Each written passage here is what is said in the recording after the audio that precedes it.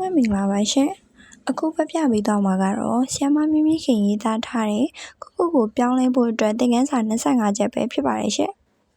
သင်ခန်းစာ1ဘဝမှာပြောင်းလဲမှုကိုစတင်ခြင်းတဲ့သူတိုင်းစာဖတ်ခြင်းကနေစတင်ပါလို့ပြောချင်ပါတယ်ကျမဘဝရဲ့ပြောင်းလဲခြင်းစကလည်းစာဖတ်ခြင်းပါပဲ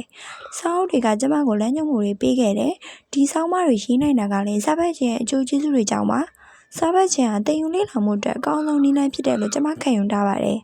တာမန်ဆိုတာထက်ပိုပြီးမြင့်မြင့်တဲ့သူတွေအတွက်တော့မဖြစ်မနေစာဖတ်ဖို့လိုပါတယ်လို့ဂျင်ရွန်ကဆိုထားပါတယ်။အောင်မြင်သူနဲ့မအောင်မြင်သူကွာခြားတဲ့အချက်ကိုစာဖတ်ခြင်းမဖတ်ခြင်းနဲ့တိုင်းတာလို့ရပါတယ်။အောင်မြင်သူအများစုဟာစာဖတ်ကြပါတယ်။စာဖတ်ခြင်းကသူတို့အတွက်အကျိုးရှိတာသိတဲ့အတွက်စာကိုအမြဲတမ်းဖတ်ကြပါတယ်။စာကိုဖတ်ဖို့အတွက်နေ့စဉ်အချိန်ပေးကြပါတယ်။ကျင်းပါပဲစာပေချင်းကနေသူတို့လိုချင်တဲ့ဘဝတွေကိုရှာဖွေကြတာဖြစ်ပါတယ်။မအောင်မြင်တဲ့သူတွေကတော့စာမဖတ်ကြတဲ့သူတွေပါ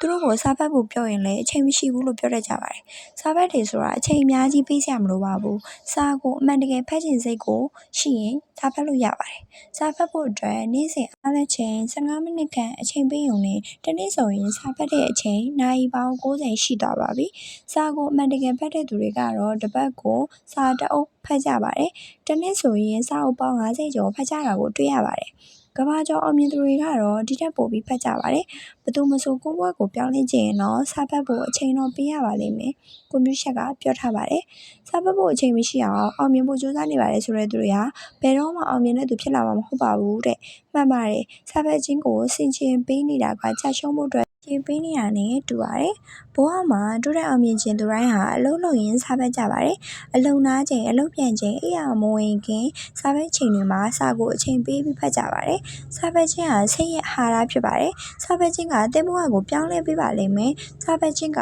တောကကိုပြပြောက်စေတယ်။အုံနောက်ကိုဖွံ့ဖြိုးတိုးတက်စေတယ်။အသိဉာဏ်ကိုဖွံ့ဖြိုးစေတယ်။အဉာဏ်အကောင်းစေပါတယ်။အမှားအမှန်ကိုခွဲခြားနိုင်တဲ့ကို